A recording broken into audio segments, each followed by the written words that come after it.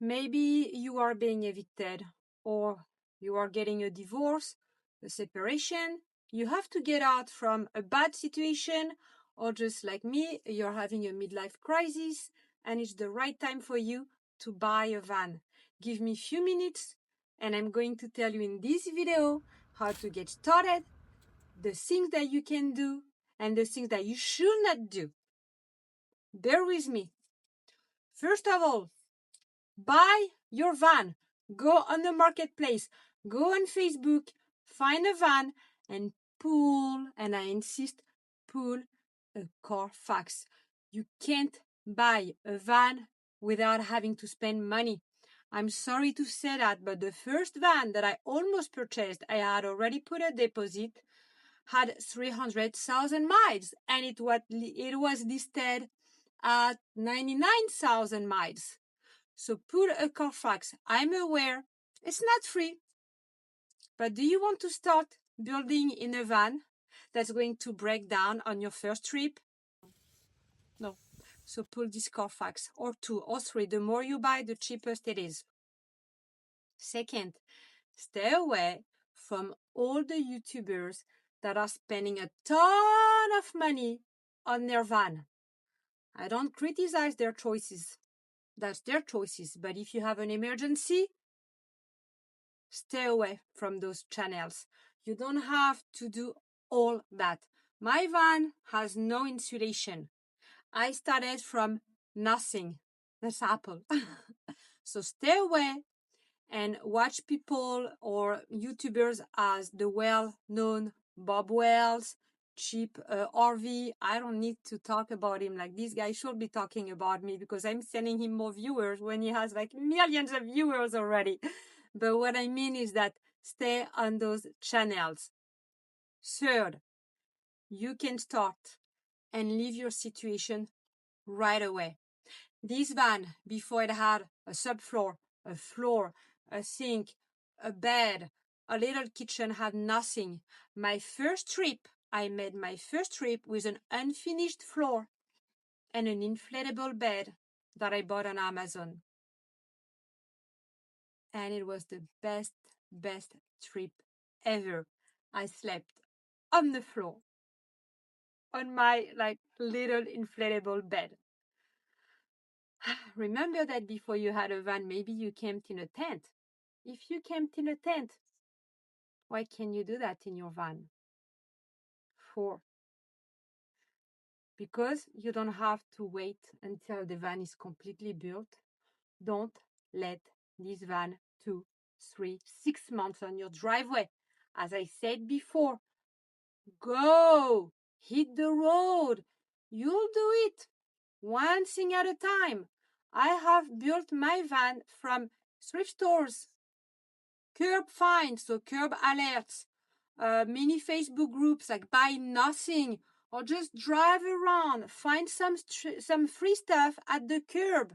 Start from nothing. You don't have to spend money. You have no idea what people put at the curbs. Everything that I have, except for my power station, as I said in many of my videos, except for my power station, my IKEA bed, and my toilet, and yeah, my water dispensers, but come on, they cost what, $11 on Amazon? You can find so many things at the thrift stores. But again, for that, you have to stay away from those big channels.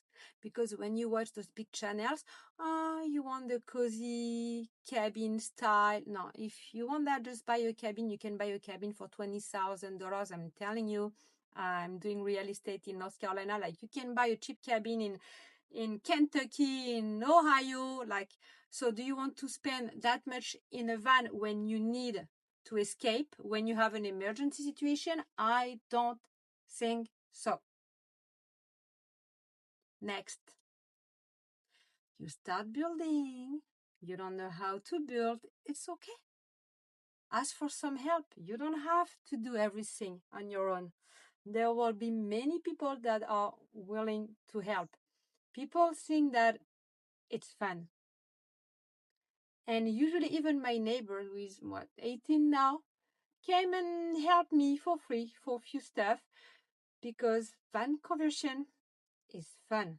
So ask around, or give them something else. I don't know, help them with something else, babysit for their kids, and ask them to cut your plywood. It's up to you. I'm sure you have some friends. And next, one of the most important stuff, and that's again on your safety, have the van checked. And I should have started by that, but people always want to talk about the van conversion before you buy it. And when I bought it, I came with a certified tech. That's how he calls himself. You want the van to be inspected. You want to check the alternator. You want to check for a leak. You want to check for tires. I had to change 4 tires in my van, but again, it was to be expected. But when we checked, everything was good. Actually, not so good. The battery was dead. And it's a miracle that the buyer was able to come here because the battery was dead. So we had to go to an auto part or AutoZone, this kind of store. Came into my car and we drove there and we bought a battery. And now we were able to check for the alternator and everything else. So that is something that I highly recommend, is having the van inspected.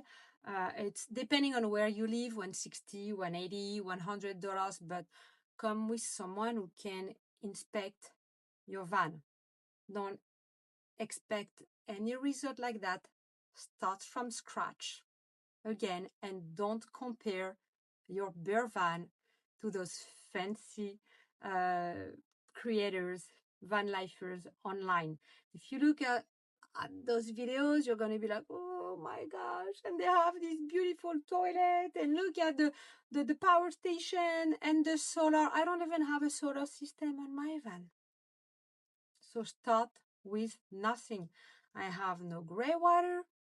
I just take my collapsible bucket or sink, and the water goes outside. I have no gray water.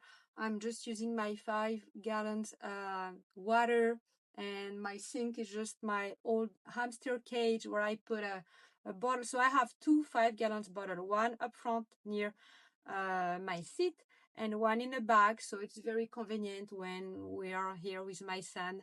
So we have access to this water. And instead of having 5 gallons of gray water and 5 gallons of filter water, then I have 10. Because why would I need gray water? For me, it's a waste of time and management.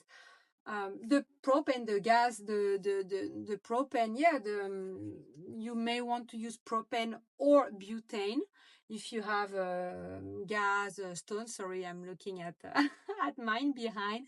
That's another thing you have to buy.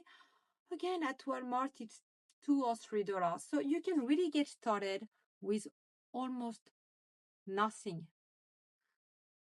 So don't be sad. Don't think that you can do it. I don't know you, but I really think that you can do it. And remember, always barefoot.